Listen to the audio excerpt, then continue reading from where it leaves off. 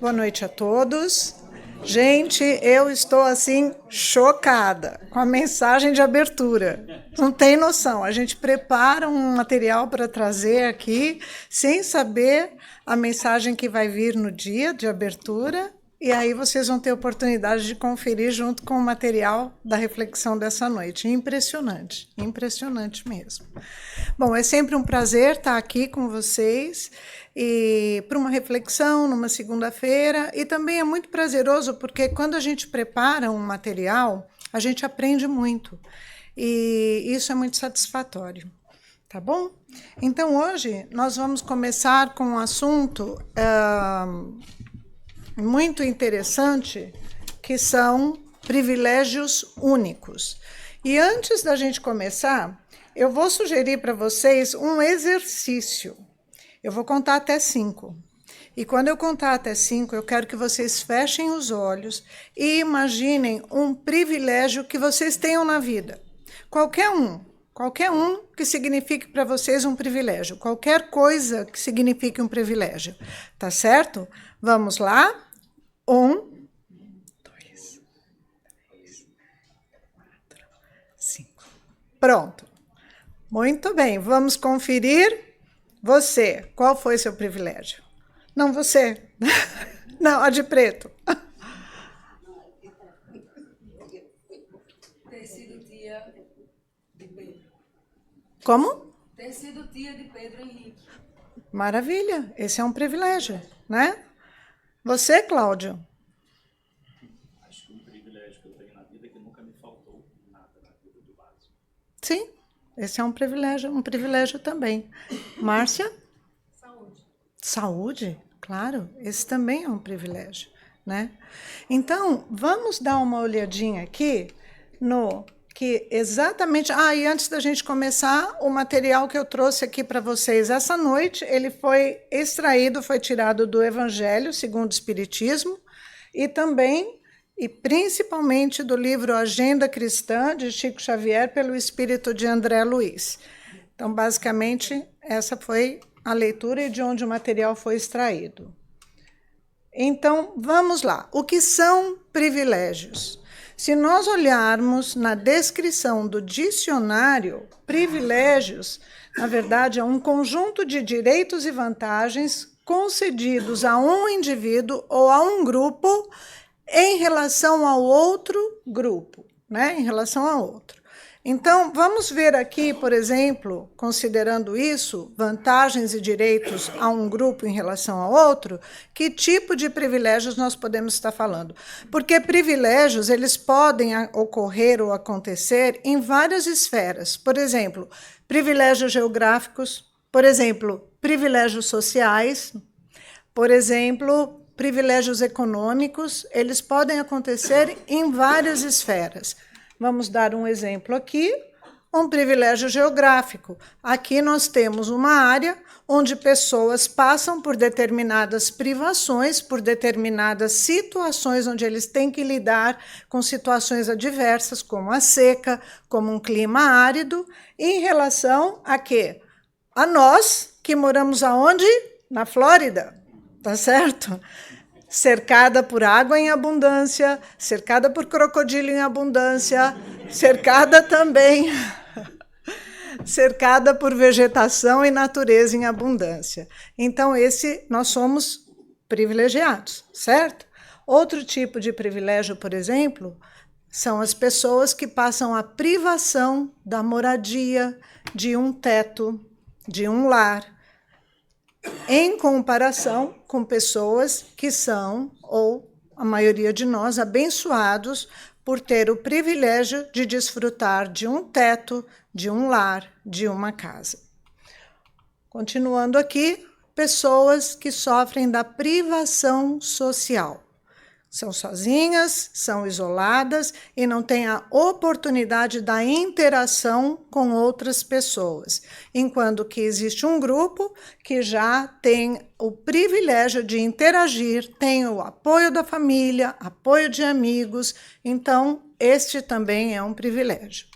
Continuando, temos pessoas que passam por momentos difíceis agora com a privação da saúde, atravessando uma dificuldade com relação à saúde, em comparação com pessoas que, no momento, desfrutam de uma saúde muito boa e que têm aí a possibilidade de fazer tudo o que quiser, de se exercitar, e tem o privilégio da saúde, né? Muito bem. Tem aqui uma frase que diz que na verdade, eu não consegui colocar no slide, mas eu resolvi trazer para vocês. É uma frase que diz: reconhecer os privilégios é reconhecer que eles, sejam eles econômicos, geográficos ou sociais, reconhecer que os temos e agir de forma ética, generosa e comprometida com a sociedade, mas, acima de tudo, agir de uma forma comprometida com Deus. Esse é o reconhecimento dos privilégios. Porque nem todo mundo. Às vezes, eles estão ali em tanta abundância que nós não nos damos conta disso. Nós não reconhecemos que ali existe um privilégio. Mas temos essa responsabilidade de agir de forma ética, generosa e comprometida com a sociedade e principalmente com Deus. Falando nisso, aí vem a pergunta: nós vivemos à altura dos nossos privilégios? Nós reconhecemos e atuamos com essa ética generosa e comprometida com a sociedade e com Deus? Essa pergunta é forte, né? Difícil até de responder. Muito bem, quando nós falamos em privilégios, nós temos 2 pontos a serem analisados. O primeiro é a gratidão, porque quando somos privilegiados, e a maioria de nós reconhece isso, sim, somos privilegiados. Aqui, algumas perguntas já falaram: graças a Deus por nunca ter me faltado nada, graças a Deus por eu ser a tia, graças a Deus por tantas coisas, até reconhecemos. Então, existe a gratidão. Mas temos também que contar com o quê? Com a responsabilidade, quando falamos em privilégios. E essa responsabilidade é o tema que nós vamos falar hoje, tá bom? Então, vamos continuar. Está todo mundo acompanhando? Está tudo certo? Então, tá bom. Vamos lá. Por quê? A responsabilidade, quando aqui eu falei, temos que estar comprometidos com a sociedade, mas principalmente comprometidos com Deus, significa que nós temos o quê? Esse é o privilégio do cristão. É aí que entra André Luiz, no livro Agenda Cristã, onde ele nos traz uma prática de exercícios para que a gente possa exercitar o privilégio do cristão, né? E o que é o privilégio do cristão? São oportunidades concedidas por Deus aos que creem no Cristo. Quando a gente fala isso, vamos aqui pensar no seguinte: quando Cristo passou pela terra, ele nos deixou privilégios materiais? Não. Nenhum, né, gente? Ele nos deixou privilégios espirituais. Concordam? Então, essas são as oportunidades concedidas por Deus aos que creem no Cristo, acompanhando, entendendo o que Cristo nos deixou. Vamos ver o que Cristo nos deixou aqui? Então, Cristo nos deixou o acesso ao perdão, certo? Isso é um privilégio espiritual. Cristo nos deixou o acesso à oração. Ele nos ensinou a orar. Cristo nos deixou também os benefícios da prática do bem. Ele ensinou que a prática do bem tem que ser constante, certo? E também Cristo nos deixou a importância do amor ao próximo. E, principalmente, a caridade. Então, vamos ver. André Luiz vem. Olha o susto. Estão preparados? André Luiz vem com aquela sugestão, aquela listinha de práticas do bem, para que a gente possa, mostrar os privilégios do cristão. Ai, meu Deus do céu, olha o tamanho da lista. Então, já cansei, já parei por aí, não quero nem saber, mas muita calma, porque o que a gente vai fazer hoje à noite, nós vamos analisar por tópicos. Dentro dessa lista, nós vamos colocar os tópicos em diferentes situações, em diferentes, tudo que está relacionado a um determinado tópico. Então, vai ficar bem mais fácil, já estou acalmando todo mundo, tá bom? Vamos ver o tópico aqui, por exemplo. Deus. O primeiro item da listinha ali, André Luiz já chega falando: manter a suprema fidelidade a Deus. Gente, Livro dos Espíritos, capítulo 1, pergunta 1. O que é Deus? Deus é a inteligência suprema, é causa primária de todas as coisas. Então, considerando que a palavra suprema ela se repete, porque Deus é a inteligência suprema. Quando nós colocamos Deus na sua supremacia absoluta, a gente imediatamente já começa a fazer uma conexão. Já estou no primeiro passo, já coloquei Deus na sua supremacia absoluta, não é? E causa primária de todas as coisas. Continuando no tópico Deus, André Luiz vem e nos fala: humilhar-se para que a mão do Senhor seja exaltada. Isso, o que ele quer dizer? É que seja feita a vontade de Deus e não a nossa vontade. Na oração que Jesus nos deixou, ele mesmo fala que seja feita a vontade de Deus. Quando nós colocamos Deus naquela supremacia absoluta, que seja feita a vontade dele. Certo? Continuando. Ouvir o divino amigo em plena solidão. Eu gosto muito desse tópico. Por quê? Primeiro, ainda que nos sintamos sozinhos algumas vezes, nós nunca estamos sozinhos. Nós temos o tempo todo a companhia, o suporte da espiritualidade divina.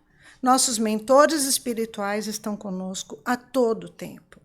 Então, que não nos sintamos sozinhos, mesmo quando passamos por dificuldade, e possamos ouvir a conexão com essa espiritualidade divina, porque ela está ali, ela existe e ela nos acompanha o tempo todo.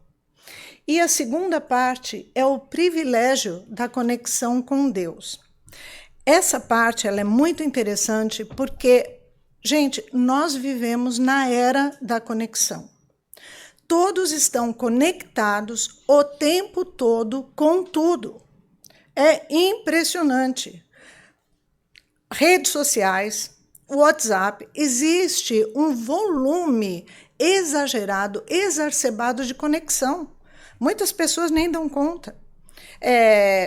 Social media, WhatsApp é mensagem, é conectado com um filme, é conectado com Netflix, é a era da conexão. Mas a conexão mais importante que tem que ser feita é aquela que tem que ser feita escutando, é a conexão com Deus. Eu vou compartilhar com vocês aqui uma coisa muito, muito legal que aconteceu há 2, 3 dias, na Sexta-feira Santa dessa semana. Meu marido, ele tem uma formação católica, religiosa, estudou em escolas católicas e tudo mais. E o ano passado, ele então decidiu que ele gostaria de se envolver mais na prática católica. E começou a frequentar a igreja com mais frequência. Não somente indo às missas aos domingos, como indo algumas vezes durante a semana. E aí nós estávamos na sexta-feira, e ele chegou para mim e falou: eu me sinto triste. E eu olhei e falei: tá triste? Por quê? Eu estou triste pela morte de Jesus. E aí eu estava estudando, né, a palestra e tudo, eu olhei aquilo e falei: gente, que conexão com Deus, não é verdade? É uma conexão linda com Deus. Então, que a gente possa trabalhar, seja qual for a sua prática religiosa, seja qual for a maneira que você encontre, vindo ao centro mais vezes, participando de cursos, que seja, para que essa conexão possa ser feita com Deus. Porque ela é a mais importante e a mais necessária no momento do que todas as outras conexões que são simplesmente jogadas em cima da gente na atualidade. Né? Então, continuando. Tudo bem aí, gente? Ótimo. Vamos lá, então. Para acreditar em Deus, basta o homem lançar os olhos sobre as obras da criação. O que essa frase nos traz? Coloca Deus na sua divindade. Porque quando a gente olha a criação de Deus, aquela que o homem não pode fazer, quando a gente olha um animal, quando a gente olha as listras das zebras, isso não é do homem, não é verdade? Uma flor, uma natureza. Então, para que a gente acredite e se conecte com Deus, basta lançar os olhos sobre as obras da criação. Todo mundo concorda? Então tá. Então, essa é só uma foto ilustrativa para que a gente dê a Deus, para que a gente coloque Deus na sua divindade, na sua condição de Criador Supremo. Certo? Apenas uma foto ilustrativa.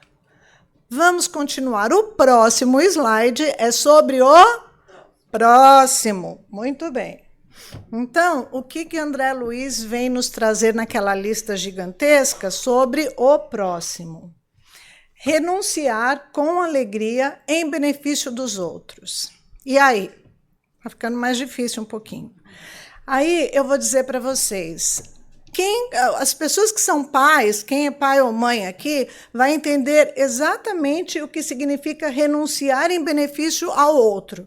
Quantas vezes não renunciamos em benefício dos filhos? Socialmente, financeiramente, você não vai a uma festa, você vai levar o filho, o adolescente, não sei para onde. Financeiramente, você acaba se privando de algumas coisas que você gostaria em benefício do seu filho, para que você possa acabar financeiramente usando para alguma coisa em benefício do seu filho.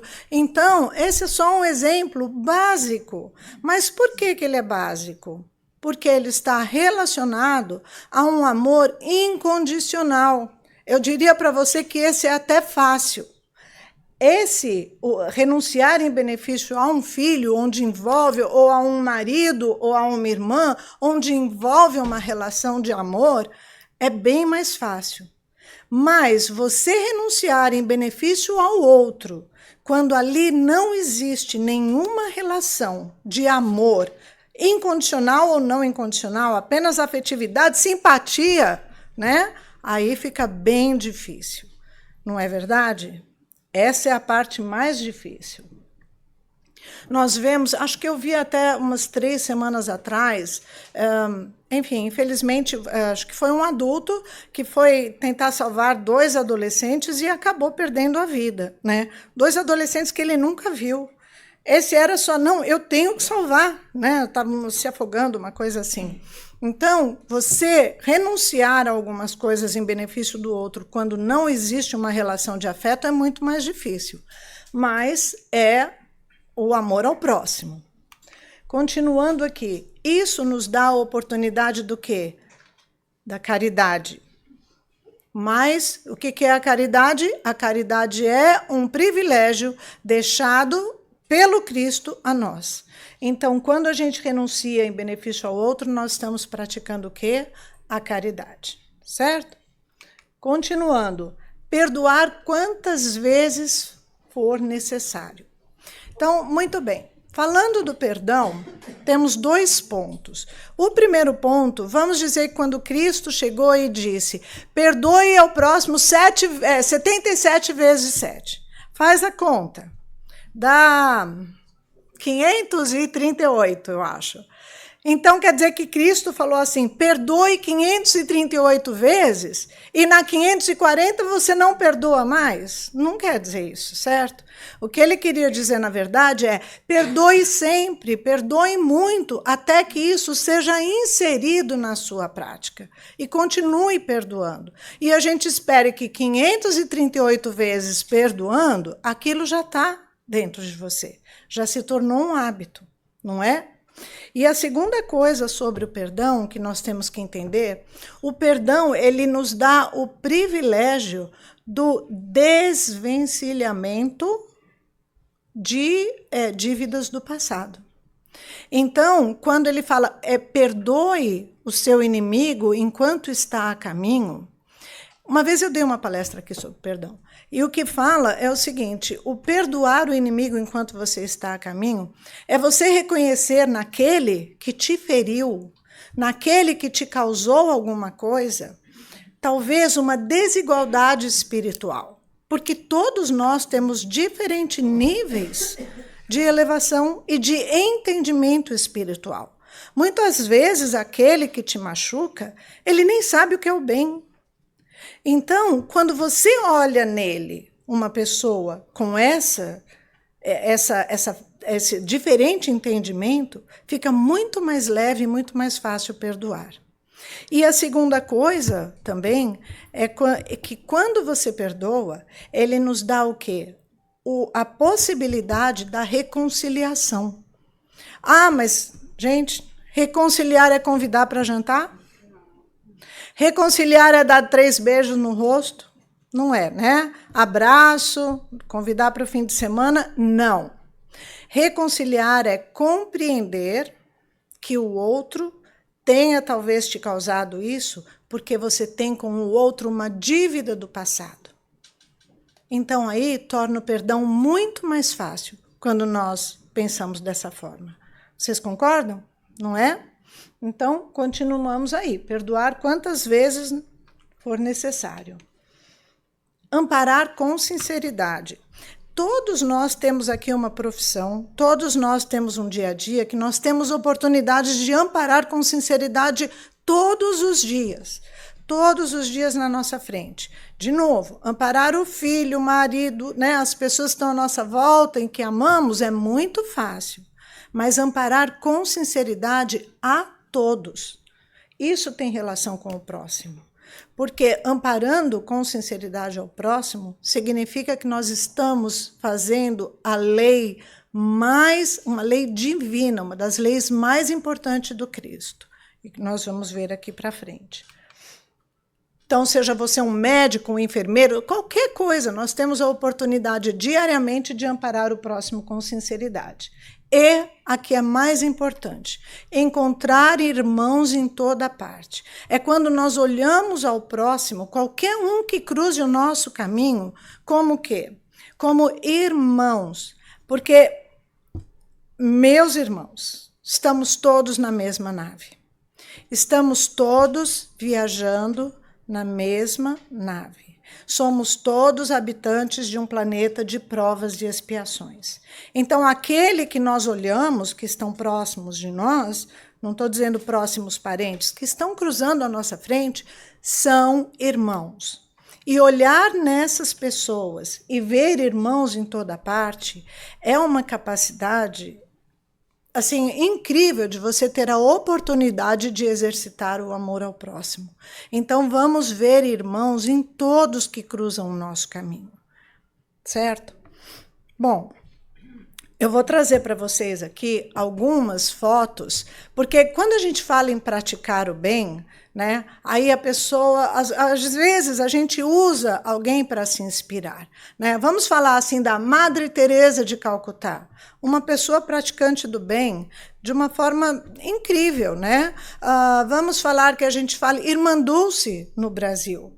Vamos pegar Nelson Mandela, um praticante do bem também. Então, quando a gente pega alguém para se inspirar, é lindo, né? Mas, ao mesmo tempo, mantém uma certa distância, porque a gente fala, nossa, mas eles são tão elevados espiritualmente que eu não consigo chegar lá. Então, eu resolvi trazer para vocês mais pertinho, gente mais próxima de nós, que pratica o bem e que nós podemos não só nos inspirar, como podemos também nos reunir a eles, né? Por exemplo, a lei divina de Deus, quando ele fala, amarás ao teu próximo como a ti mesmo. Então, amar o próximo é uma lei divina, que a gente continue contribuindo. Isso é Mateus 37 e 39. Gente, vamos dar uma olhadinha nessa foto aqui. O nome desse rapaz é Luiz Miguel, não por acaso, de Jesus. E o apelido dele é Jesus, né, Roosevelt? É. E se vocês observarem, ele usa a camiseta da Holding Hands, né? Diz que a gente reconhece o cristão pela sua obra. A Holding Hands é essa organização cujo responsável é o Roosevelt, nosso irmão, um cristão fantástico, praticante da caridade, e que nós temos a oportunidade de compartilhar com ele em vários projetos. E o rapaz usa essa camiseta. E o que esse cristão, o Jesus, faz? Ele é um capacitador de recursos de pessoas fazendo a caridade que doam para a Holding Hands, e a Holding Hands capacita recursos e doações aqui em Orlando, ou talvez nos Estados Unidos, envia essas doações para a República Dominicana. O Jesus recolhe, recebe essas doações e depois ele vai diretamente nos mais necessitados. Ele consegue fazer essa ligação entre a doação e os mais necessitados. Esse é um praticante, um cristão, né, que olha o próximo, e próximo que ele não tem relação nenhuma. Não é verdade? Isso é um exemplo. O nosso querido irmão Roosevelt é um grande exemplo. E está aqui, está próximo de nós. E nós podemos nos juntar a eles para também praticar a caridade. Não é? Continuando aqui. Olha só, esses são amigos daqui do centro. Essas fotos elas são públicas porque elas estão nas nossas redes sociais. Então, são amigos das nossas casas espíritas, não só do Peace Knowledge, como outras também. São pessoas que se reúnem com amor ao próximo. Aqui eles estão preparando alimentos para os moradores de rua no centro de Orlando. Então, não está muito longe. A gente não precisa ficar visualizando, né, Irmã Dulce e tantas outras pessoas. Está ao nosso alcance. Isso nos humaniza, né? Não é verdade? A gente nos aproxima, na verdade. Não só nos humaniza, mas nos aproxima. Essa foto, ela é simplesmente maravilhosa. Existe um programa chamado A Caravana do Amor, que ele é liderado pela nossa amada Silvia Faria e também pelo Gustavo. E o que eles fazem? A Caravana do Amor, ela visita alguns lugares regularmente, semanalmente. Então, aqui é uma visita a Russell Home, é uma casa que abriga pessoas com síndrome de Down. E olhem essa foto. Essa menininha simplesmente vê naquela outra irmão. É ver irmão em toda parte. A qualquer momento, está cruzando na sua frente, ele é irmão. Então, trate-o com caridade, né? Trate-o com esqueci a frase, gente. Enfim, trate-o com caridade. Veja irmãos em toda parte. E essa é uma foto que representa exatamente o que André Luiz nos pede. Muito bem. E não está longe, né? Porque é feito por irmãos aqui do centro. Significa que nós também podemos fazer. Isso nos aproxima. O próximo é um item em que André Luiz fala do quê? De seguir o bem. Então, como é que a gente pode seguir no bem? Nós primeiro precisamos entender que seguir no bem, ele traz essa frase dizendo trabalhar na construção do reino divino. Aí, analisando, quando a gente fala assim, venha a nós o vosso reino, é tão engraçado porque é como se a gente olhasse e falasse, venha a nós o vosso reino. Mas que, na verdade, para que o reino de Deus aconteça na terra, não pode ser uma coisa que nós esperamos cair do céu. É algo que nós mesmos construímos, que nós mesmos trabalhamos. Então, venha a nós o vosso reino. A construção, ela lembra o quê? Ela lembra tijolinhos. É um em cima do outro. É pouco a pouco. Não é? Então, Seguir no bem significa trabalhar para que o reino de Deus aconteça aqui, nessa terra, nessa encarnação, nesse planeta. Ainda que estejamos vivendo num planeta de provas e expiações, mas devemos trabalhar no bem, continuar no bem. Tá tudo certo aí, gente? Entendendo tudo? Então, vamos embora. Aí, ó. Cultivar o prazer de ser útil. É muito interessante porque o prazer de ser útil é maravilhoso, ele libera endorfinas, é uma coisa de louco. Você vai fazendo bem, daí você sai de lá daquele dia, você sai, sabe, um astral maravilhoso, uma sensação de bem-estar, porque libera endorfinas. Já é conhecido, já são conhecidos os benefícios físicos e espirituais, porque quando você pratica o bem, existe a elevação espiritual. Né? Então, mas ali tem uma palavra. Ali tem uma palavra que fala o quê? Cultivar. E o que é cultivar? Quando a gente cultiva uma planta, a gente cuida daquela planta, ela vai, essa é falsa. A gente vai cultivando, vai pondo água e aquilo vai crescendo. Mas, na verdade, se a gente continua cultivando o prazer de ser útil, quando a gente se dá conta, o que a gente está fazendo? Seguindo no bem. Tudo que André Luiz nos pede, não é? Muito legal isso. O outro, esse eu também adoro. Eu adoro todos. E aí ele fala santificar o mal. Ai, meu Deus, mas como que eu vou santificar o mal? Não dá para entender. O mal é mal, como que eu vou santificar? Então, nós temos que separar também em duas partes. A primeira é a aceitação das dificuldades. Como é que a gente aceita as dificuldades? Bom, é assim, você está passando por uma dificuldade, tem duas opções. Ou é prova ou é expiação. Então, de uma forma ou de outra, se é expiação, você tem o privilégio de expiar aquilo e de se elevar espiritualmente. E se for provas, ela vai estar te ensinando de alguma forma, porque as provas terrenas, elas nos ensinam.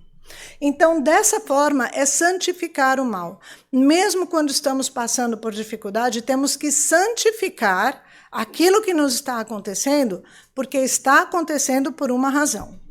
Deus não erra de endereço. Certo? Então, essa é uma forma de santificar o mal. A segunda forma é combater o mal com a prática do bem. Está no livro. Como que nós combatemos o mal?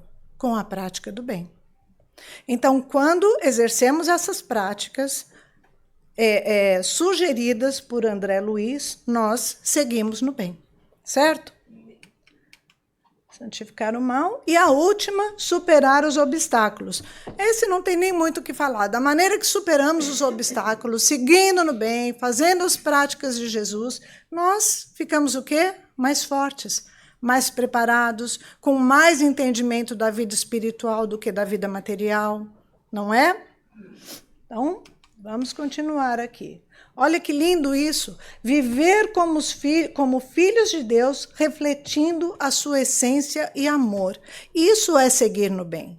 Viver como filhos de Deus que somos, com a divindade, com o bem, com o que Jesus nos ensinou. Seguir no bem é viver como filhos de Deus, refletindo a sua essência e amor. Lindo, né? Vamos embora. Só eu que acho lindo? Eu acho lindo mesmo. Eu acho lindo mesmo. Vamos lá. Olha aí, olha o nosso amigo Jesus aí, um cristão de altíssima elevação espiritual, fazendo o quê? Seguindo no bem, praticando o bem. Olha isso aqui. Essa foto, ela é maravilhosa. Vocês contaram quantas crianças nós tínhamos aqui na frente? Muitas crianças. Hã? 20. É? Você contou 20? Então, olha, essa foto nos remete a uma coisa de extrema importância. Quando nós falamos seguir no bem, nós temos uma responsabilidade com as nossas crianças e adolescentes, principalmente na época atual. Nossas crianças e adolescentes, eles estão sendo bombardeados por informações de toda sorte, de todo tipo, de uma quantidade absurda, exagerada, que muita gente não consegue administrar, né? Acho que eu já falei isso aqui uma vez. Um imperador romano, ele tinha uma decisão em cima de uma informação por semana. Quantas decisões nossas crianças e adolescentes têm que tomar num dia? Não é? E isso nos chama a uma responsabilidade enorme. Uma época que nem mesmo nós vivemos com tanto bombardeio de informações assim. E isso nos chama a uma responsabilidade enorme de trazer as nossas crianças e adolescentes à prática cristã, à evangelização, porque é isso que vai dar a eles uma base de sustentação para atravessar essas mudanças tão rápidas que estão ocorrendo. Então, essa foto me chamou bastante atenção. A Casa Espírita faz isso, mas cabe a nós, pais, tios ou o que seja, de trazermos e cuidarmos das nossas crianças. Tá certo? Vamos lá. E agora? Quem lembra da mensagem de hoje, da página 23, né, Márcio? A palavra. Capítulo 23, a palavra. Gente, é incrível. A palavra, ela é um instrumento. E ela é um instrumento que pode ser usado para o bem ou para o mal. Quando nós colocamos a palavra nessa posição de instrumento, a gente acaba dando a ela o valor e o peso que a palavra tem. Vamos aqui fazer mais uma reflexão. André Luiz nos fala, penetrar o templo do silêncio em meio ao vozerio. O que nós estamos falando das épocas atuais, da época atual? Né? Nós estamos na era do vozerio. Todo mundo tenta expressar a sua opinião, né? Opinionated. Todo mundo quer ter uma opinião forte, todo mundo acha que a sua opinião é a verdadeira, e porque a tecnologia nos facilita, em 2 cliques você coloca ali a sua opinião, o seu julgamento. Esse é o quê? Esse é o vozerio que nós vivemos hoje em dia. A expressão, ela está acima da reflexão. E aí, considerando que a palavra é um instrumento que pode agir tanto para o bem como para o mal, é necessário que a gente reflita sobre isso, penetrar no tempo do silêncio. A minha opinião é tão necessária assim? Será que eu preciso expressar a minha opinião? Será que eu não poderia passar por essa situação quieta, silenciosa?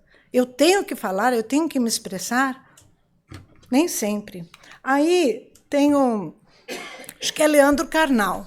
Ele fala que nós vivemos numa época em que as pessoas praticam muito a arte de falar, mas muito pouco a arte do quê? De escutar. E escutar é um ato de caridade enorme. Você escutar a quem precisa falar. Você escutar uma pessoa que está, enfim, necessitando desabafar, sem necessariamente dar a sua opinião, sem necessariamente fazer parte do quê? Do vozerio, né? Vamos tentar diminuir essa vibração forte que tem. Continuando, André Luiz fala, calar a tempo de não ferir. Se nós analisarmos a palavra como uma arma, e que depois que você atira, seja a pedra, seja uma faca, a palavra ela é como uma faca, como uma pedra. Depois que você atirou, o estrago já está feito, não é? Então, se nós considerarmos a palavra como um instrumento ou uma arma, nós podemos praticar o quê? Um passo atrás, respirar fundo e praticar o silêncio. A sua opinião não é necessária o tempo todo, a minha também não. Então, praticar esse passo atrás e perceber que o que você está atirando no outro pode funcionar também como uma arma, que a gente consiga, então, seguir os conselhos de André Luiz e calar a tempo de não ferir. Continuando aqui, falar com proveito. Então, nós todos aqui sabemos que palavras, elas vibram, elas vêm acompanhadas de uma carga vibratória muito grande. Então, quando nós falamos com amor, com proveito, essa carga vibratória acompanha. É quando a palavra, então, ela é usada como um instrumento e não como uma arma. Quando nós conseguimos falar em proveito, dando opiniões somente quando solicitada e de uma forma amorosa, compreendendo o nível de entendimento e de evolução espiritual do outro.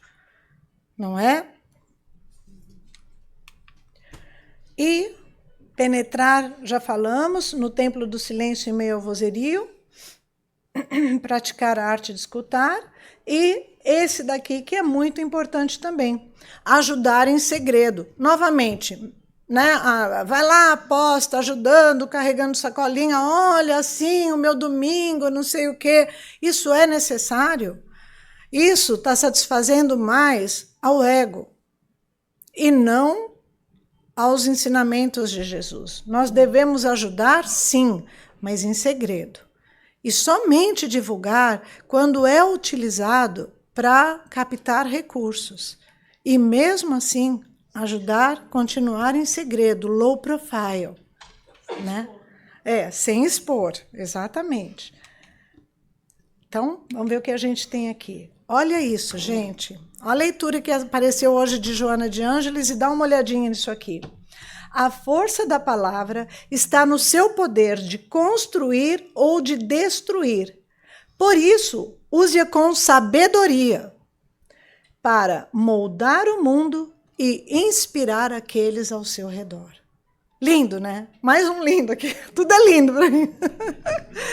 Lindo isso, né? Então, vamos dar uma olhadinha aqui. Olha isso.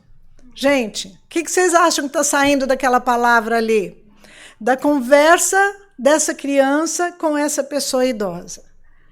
Olha ali como a palavra está sendo utilizada. Olha a carga vibracional daquele momento. Não é lindo isso? Utilizando a palavra em benefício. É maravilhoso, né? Se a gente conseguir fazer isso também. E, mais uma vez, esse é um projeto da Caravana do Amor, as visitas que a gente faz semanalmente. Quem estiver interessado é só procurar a Silvinha, aqui do centro, e participar também. E usar a palavra em benefício, né? Olha aqui que lindo. São pessoas da casa espírita, gente. São pessoas que estão aqui com a gente, né? Olha aí, praticando a arte da escuta.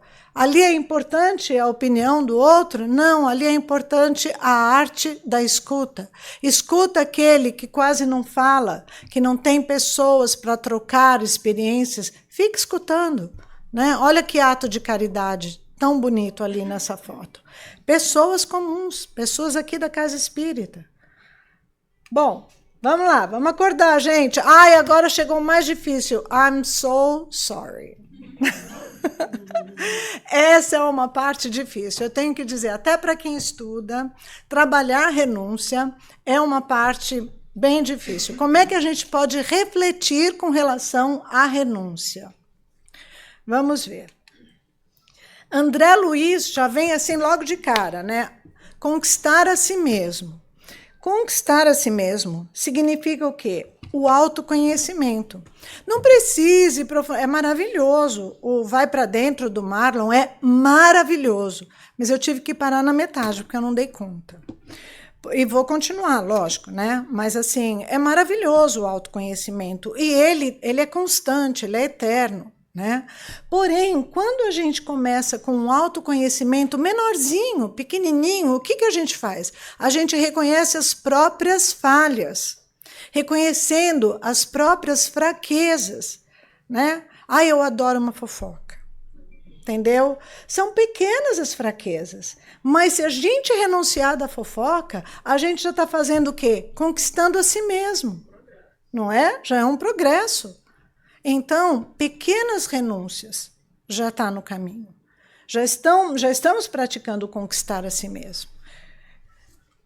Continuando aqui, olvidar os próprios desejos, atendendo aos superiores desígnio. O que significa isso? Gente, Deus tem um propósito. Deus não erra de endereço. Existe um propósito na nossa vida. Muitas vezes nós queremos muito uma coisa, queremos demasiadamente uma coisa, mas não é o que Deus quer para a gente, né? Então vamos renunciar. Vamos renunciar e, ao invés de ficar porque comigo, vamos entender que ali aquilo não aconteceu, porque houve um propósito de Deus para a nossa vida. Certo? Vamos lá. Servir sem recompensa. Dar sem receber. Não tem nem muito o que falar aí. Porque o que acontece? Quando nós esperamos uma recompensa, nós estamos novamente falando do quê? Do ego. Ah, eu amo se você me amar. Eu perdoo se você me perdoar. Nós estamos fazendo ali a prática de um amor de troca. E esse não foi o amor que Jesus nos deixou. Jesus nos deixou um amor sem olhar a quem. Ame, faça o bem sem olhar a quem. Então, quando a gente serve sem recompensa, está muito mais próximo do amor deixado por Jesus do que o amor praticado pelo homem aqui na Terra. Por nós, que é um amor mais egoístico. Certo? Então, vamos seguir. Esse eu também gosto muito, gosto todo. Semear com o Cristo, desapegando dos resultados. É difícil, é uma renúncia. Porque quando nós semeamos, nós esperamos resultados, todos nós. Né? É humano isso. Mas continuar semeando é como cultivar. Continua plantando, né? Desapegando dos resultados. Até porque muitos resultados nós não veremos. Não veremos nessa vida, nessa encarnação. Muito da semente que plantamos, ela não vai germinar enquanto estivermos aqui. E não vamos ver, nem espere. Mas por isso, nem por isso paramos de semear. Então vamos semear sem esperar resultados. Seguir o quê? A nossa jornada, com pequenas renúncias. Tá? Muito bem. Esse também, discernir as causas, o valor, faltou o valor. Aí, é discernir o valor das causas e das coisas. Quando a gente fala causas, nós estamos falando do ser. E quando nós falamos das coisas, nós estamos falando do ter. Porque ser e ter, eles compõem a vida, compõem a nossa vida terrena. É normal, tá tudo certo. A única coisa é que nós temos que discernir esse valor, o ter e do ser, e investir muito mais as nossas ações no ser ao invés do ter. Nas causas, o porquê acontece isso comigo, o que eu estou sendo. Eu estou sendo um cristão, eu estou sendo bom, eu estou dominando a minha fala, eu estou seguindo no bem. Enquanto a gente fizer isso, discernindo as causas, nós vamos estar relacionados ao ser e não ao ter. E aí, aquele que serve esperando recompensa estaria servindo a quem? A si mesmo e não a Deus. Certo? Vamos acordar, gente. Olha isso aí. Essa é a oportunidade que tem aqui a Silvinha, ainda com a Caravana do Amor e o Gustavo. Olha aí, isso é servir sem recompensa. É aparecer lá, visitar as nursing homes, as casas. Dá uma olhadinha nisso aqui, ó que lindo. Né? Isso daí são pessoas que abdicam e renunciam ao seu domingo, ao seu descanso semanal, ao seu almoço de família e vão aonde?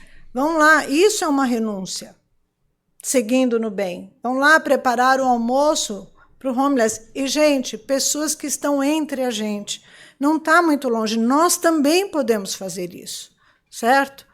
Continuando aqui, olha aí, mais amigos do Centro Espírita e outras casas espíritas também, que se reúnem aos domingos, renunciando o prazer de uma praia ou de qualquer outra coisa, para dedicação ao próximo, né? Muito bonito isso. Vai melhorando agora, gente, quase acabando, vamos lá. Acordando aí, ó. A fé. Alguém aqui pode me dizer o que é a fé com uma palavra? O que é a fé? Oi? Uma palavra. Crença, né? Acreditar. Mais alguém? Alguma palavra? Uma palavra só. Confiança. Tá certo, muito bem. Vamos dar uma olhadinha aqui. André Luiz fala, guarde a fé acima da tormenta de dúvidas. E o que é guardar a fé? A fé, ela é a crença, ela é acreditar, mas ela é também entregar. Quando nós confiamos e quando nós entregamos a tormenta da dúvida, quando estamos passando por tormentas de dúvidas e nós entregamos o nosso problema a Deus, existe ali uma confiança e também nos dá o privilégio do alívio. Tira dos nossos ombros aquele peso enorme, né? Isso é um privilégio. Quando você consegue fazer a entrega e dividir o tamanho dessa tormenta. Seguindo ainda em fé, no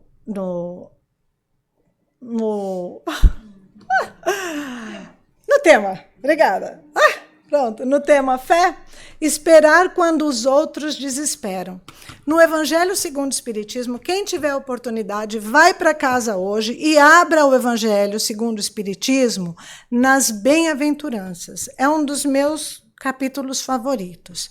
É maravilhoso. E eles falam, ali Jesus diz, bem-aventurados os mansos e pacíficos, porque herdarão a terra. Gente, o que foi essa mensagem hoje de Joana de Ângeles? Não é? Seja pacífico, não é? E nós herdaremos a terra. Aqueles de nós que conseguir ser pacífico são os bem-aventurados e herdarão a terra, porque tem fé. Emmanuel fala, não com essas palavras, mas ele fala, não jogue óleo no fogo, porque você vai acabar causando uma explosão. Vamos ser mansos e pacíficos, vamos ter fé e usar a palavra de uma maneira mansa e serena para acreditar no mundo melhor.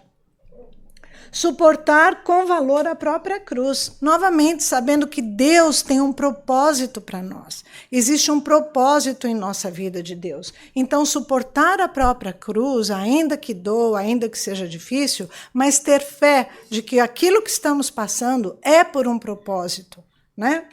E continuando aqui, sofrer aprendendo e aproveitando, acreditando na providência divina. Por quê? Porque o sofrimento, como eu falei das provas ou expiações, eles ensinam. Se é prova, ensina, se é expiação, liberta. Então, continuar sofrendo e aproveitando o privilégio do que isso possa nos trazer.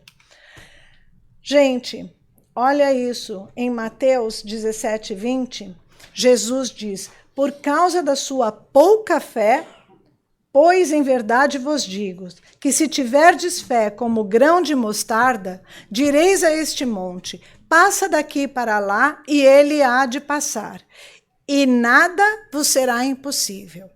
É muito interessante porque Jesus utilizou naquela época o exemplo do grão de mostarda, porque era o grão de mostarda que estava disponível, era conhecido naquela época como a menor partícula, um menor grão. E Jesus queria dizer, se você tiver essa fé pequenininha, você consegue mover montanhas.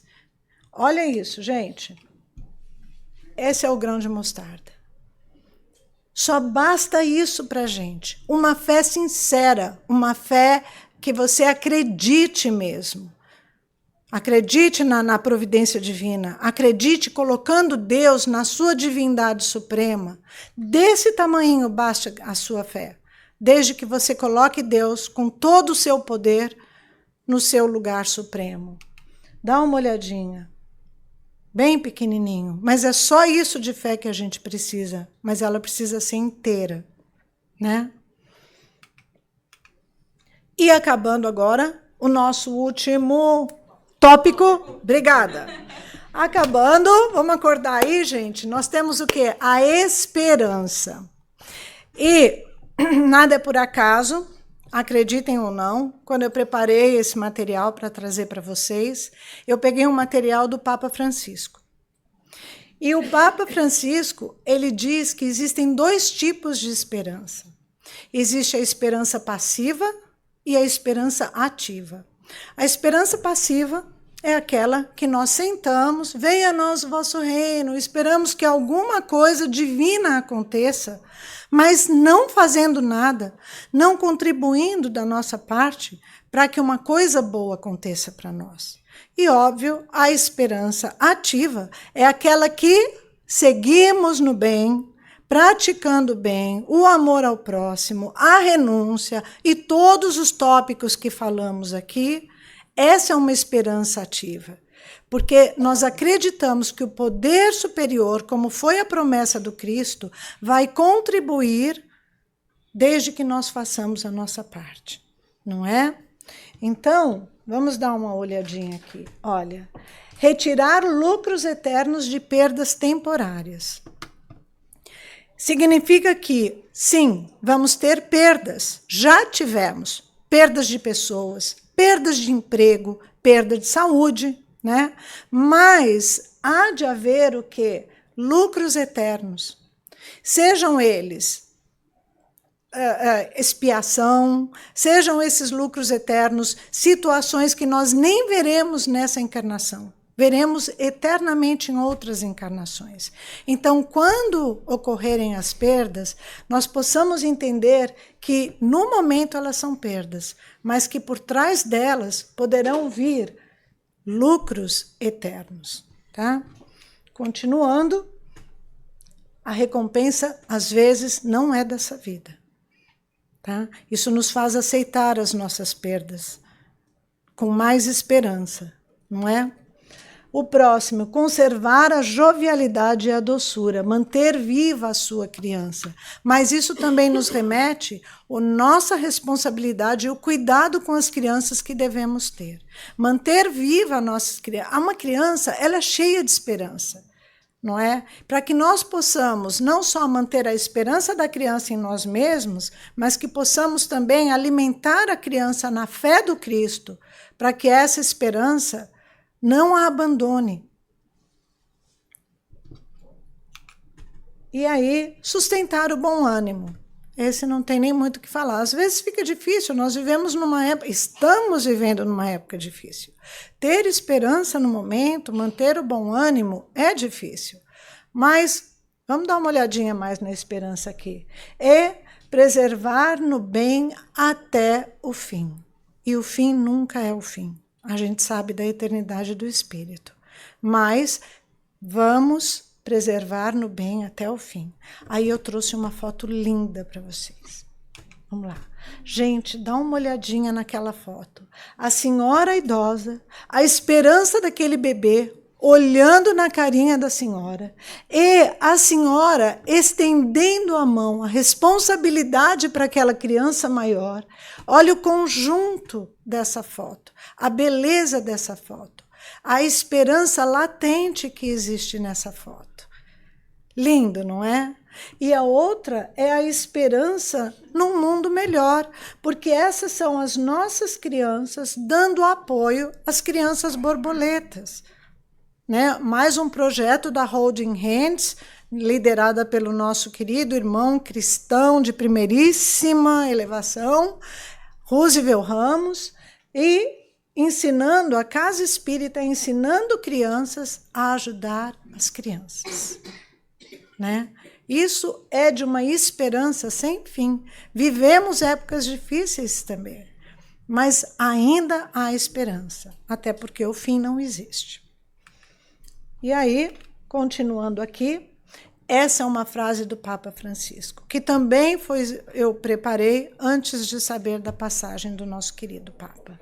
Então ele disse, esperança não é uma palavra vazia, nem um nosso vago desejo de que as coisas ocorram bem, não é? Esperança é uma certeza porque se baseia na fidelidade de Deus às suas promessas.